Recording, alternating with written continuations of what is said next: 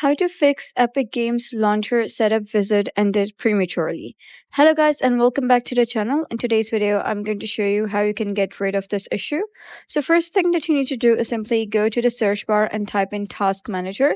Click on it, and over here what you're going to do is search for Epic Games. So you're going to search for Epic Games, and once you find that, simply right click on it and click on End Task, and you're going to do it for each and every process of Epic Games you have over here. So in order to make sure that all of them are ended, you're going to head over to the search bar at the top and type in Epic Games over here. If you see no filter results, that means all of the tasks have ended. So the next thing that you're going to do is go to the File Explorer, and you're going to head over to Program Files x86.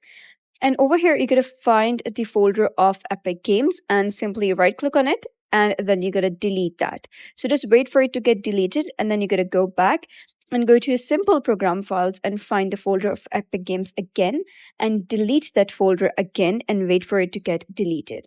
The next thing that you're going to do is don't install the setup you already have on your computer. You're going to head over to the browser and search for store.epicgames.com download. And you're going to click on install on Windows and simply install it. And that will fix your issue. So that's it for today's video. If you found this guide helpful, give it a thumbs up and don't forget to subscribe for more helpful tutorials. I'll see you in the next video.